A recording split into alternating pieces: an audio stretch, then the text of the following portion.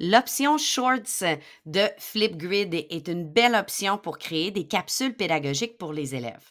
On visite la section Short dans son compte enseignant de Flipgrid et on clique sur le bouton bleu avec un plus, donc un Short. Je tombe dans l'interface d'enregistrement. J'ai le droit à 10 minutes d'enregistrement, ce qui est souvent bien suffisant. Mais ce qui est surtout intéressant, ce sont les options qui s'offrent à moi en bas.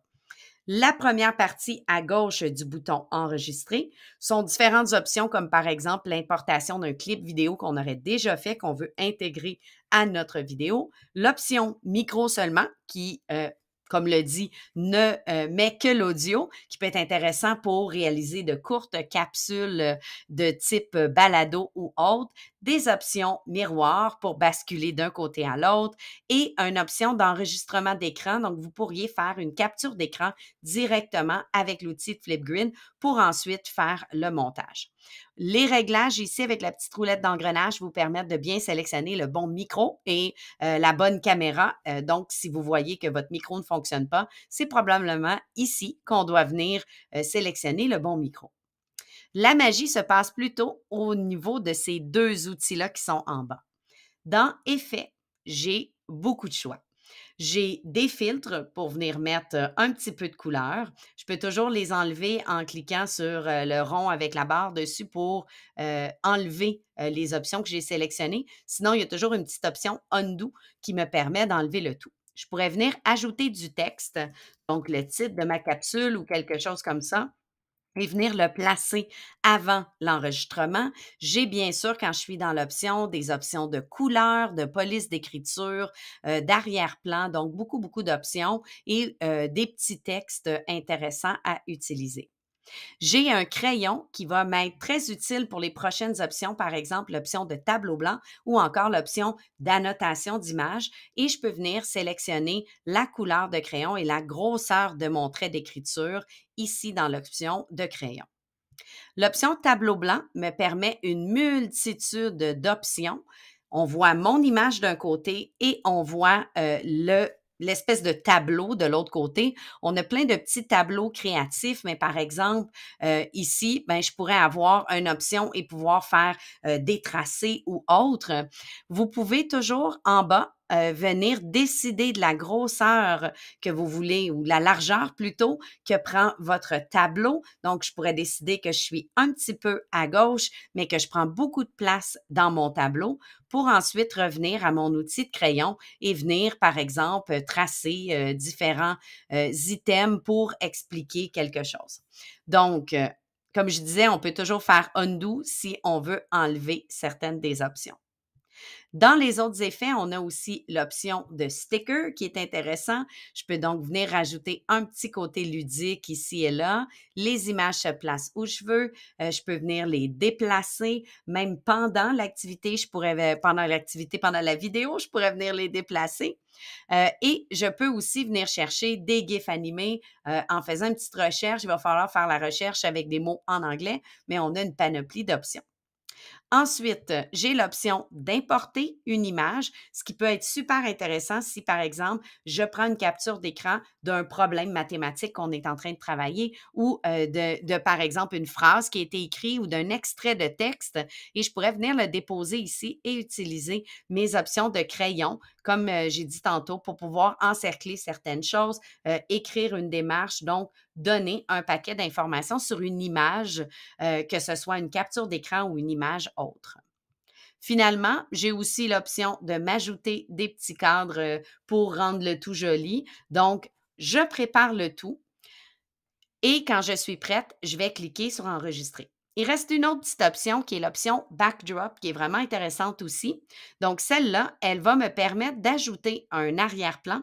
Je vais venir enlever les autres effets pour vous, pour que vous puissiez vraiment voir la bonne différence. Donc, je vais enlever le tout. Et comme vous le voyez maintenant, ben, j'ai choisi un arrière-plan de Minecraft qui est en arrière de moi. Dans les options, j'ai des options une panoplie d'options là, prédéfinies que je peux venir chercher selon ce que je veux comme arrière-plan. Donc, ils ont certains arrière-plans ludiques comme celui-ci avec Minecraft, d'autres qui sont plus réels ou qui ressemblent par exemple à mon tableau et autres. Je pourrais venir mettre un flou en arrière de mon écran. Je pourrais aussi utiliser mon partage d'écran en arrière de moi.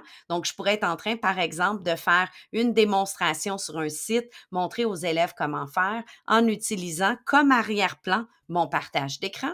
Et ensuite, je pourrais aussi venir importer ma propre vidéo. Donc, je pourrais avoir déjà filmé, par exemple, ce qui se passe derrière moi à l'écran et pouvoir le mettre en arrière-plan. L'autre petite option qui apparaît, elle apparaît seulement si on a sélectionné Backdrop. Bien, je pourrais dire, je ne veux pas être en plein écran ici, je veux qu'on voit vraiment ce que je suis en train de présenter. Donc, je suis à gauche et on voit mon écran. On verrait soit une vidéo, soit mon partage d'écran pendant que j'enregistre. On peut faire la même chose, mais à droite, ou on peut revenir en plein centre et on peut se promener comme ça pendant la vidéo selon ce qu'on explique. Donc, je démarre mon enregistrement. Je vais cliquer sur le bouton, je vais avoir un avertissement 3, 2, 1 et voilà, c'est en train d'enregistrer. Donc, je pourrais être en train d'expliquer, par exemple, être au centre, parler à mes élèves, m'en aller vers la gauche, utiliser un effet de crayon pour dire fais attention quand tu rencontres ici X, Y, Z, n'oublie pas telle chose. Et lorsque j'ai terminé ma capsule, je vais venir cliquer sur Next. J'ai ici la possibilité de réécouter le tout. En haut, j'ai la possibilité d'ajouter de la musique. C'est sûr que si je parle, il va falloir faire attention que la musique ne vienne pas m'enterrer, mais je pourrais, par exemple, venir cliquer sur le plus. Et voilà, c'est en train d'enregistrer. Et la musique est libre de droit. Tout ce que je trouve ici est possible d'enregistrer. Ensuite, je clique sur Suivant. L'image qu'il y a là présentement est mon image de couverture, donc elle ne me plaît peut-être pas. Donc, je pourrais venir sélectionner un autre moment dans la vidéo où je suis un petit peu moins sur le vif, quoique ça va peut-être être difficile de trouver. Si je ne trouve pas, je pourrais aussi venir prendre carrément un selfie et venir prendre cette image-là qui est pas diable mieux, mais je pourrais aussi venir chercher une photo que j'ai déterminée d'avance. Donc, à vous de voir. Ce n'est que l'image de couverture, c'est l'image sur laquelle on va cliquer si je la partage. Donc, je vais confirmer le tout. Important de la laisser travailler et de faire son travail. On voit que c'est l'image que j'avais choisie. On peut partager carrément le lien. Donc, dans un courriel ou autre, on copie ici le lien et ça fonctionne.